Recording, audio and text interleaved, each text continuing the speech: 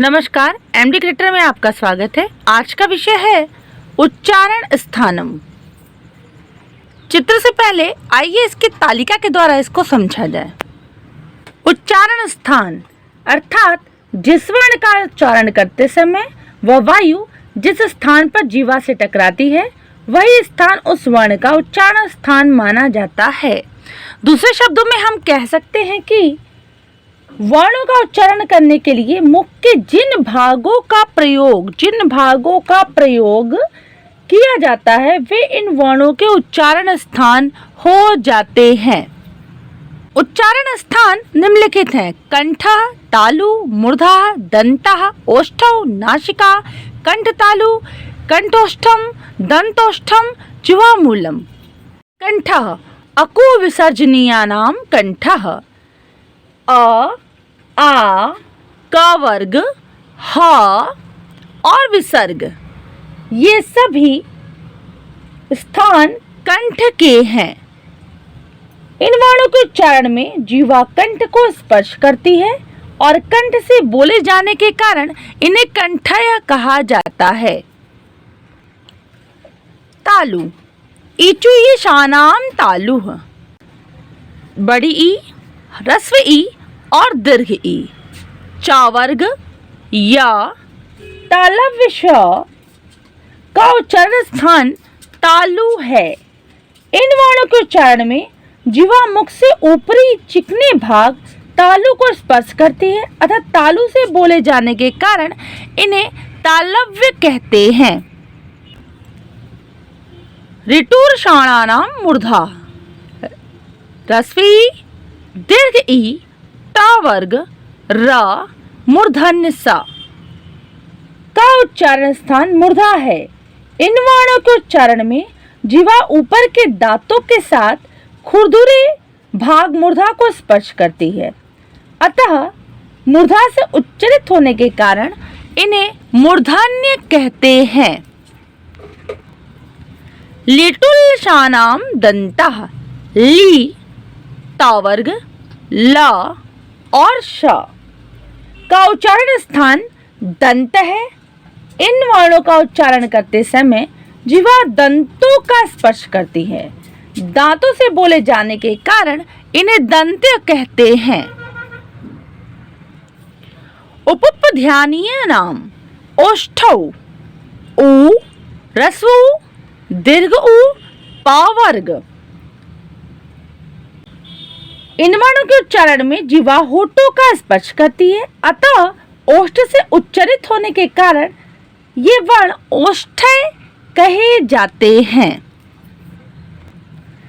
यमणन नानाम नासिका, यमणन ये पांचों अर्थात प्रत्येक वर्ग का पांचवा अक्षर अनुस्वार का उच्चारण स्थान नासिका है। इनके स्थान में क्रमशः तालु, ओष्ठ, कंठ, मूर्धा, दंत इन स्थानों के स्पर्श से उत्पन्न ध्वनियों के साथ नासिका से उत्पन्न ध्वनि भी मिल जाती है अतः इन वर्णों को नासिक्य या अनुनासिक कहा जाता है। ए दैत्युः कंठ तालु, ए और ऐ, अ धन ई मिला के ए होता है और अ धन ए मिलाकर ए होता है, ऐ होता है। ये दोनों वर्णों के संयोग से बने इन दोनों वर्णों के उच्चारण में कंठ और तालु दोनों का उपयोग होता है अतः इन वर्णों को कंठ तालव्य कहा जाता है। ओ दौतहु कंठोष्ठम, कंठ धन ओष्ठम, ओ औ।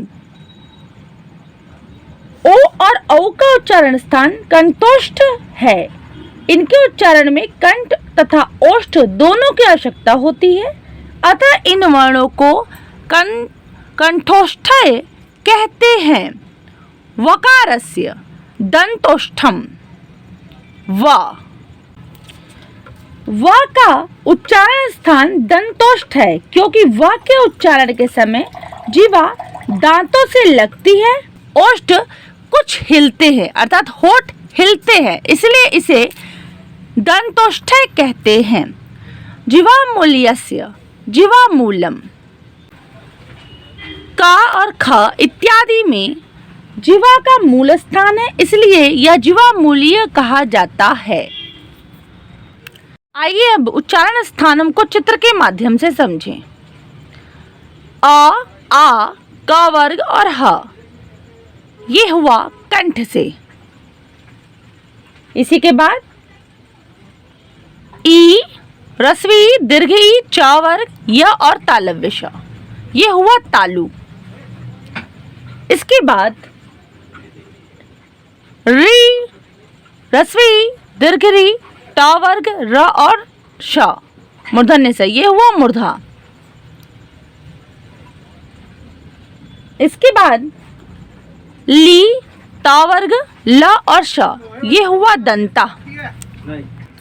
इसके बाद रस्व, दीर्घ उ, पा वर्ग, ये हुआ ओष्ठ, ओठ। यमननम, ये पांचों जो पांचवा वर्ण हुआ हर वर्ग का, ये हुआ नासिका। इसी के बाद ए और आई, ये हुआ कंठ तालु। कंठ, यहाँ पर प्लस का चिन्ह है, यहाँ देख सकते हैं कंठ और तालु। इसके बाद ओ, औ, ये हुआ ओष्ठ और कंठ। ओष्ठ घन, यहाँ पे है कंठ। अर्थात आप देख सकते हैं उच्चारण स्थानम चित्रम के माध्यम से, तालिका के माध्यम से भी बताया उच्चारण स्थान, वहीं चित्र के माध्यम से भी दर्शाया गया है।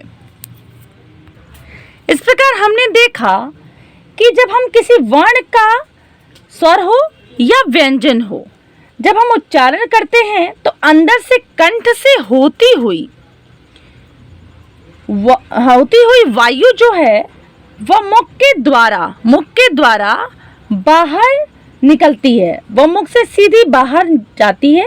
प्रत्युत उसे भिन्न भिन्न वर्णों का उच्चारण करते समय मुख के अंदर भिन्न भिन्न स्थानों पर जीवा से टकराना पड़ता है।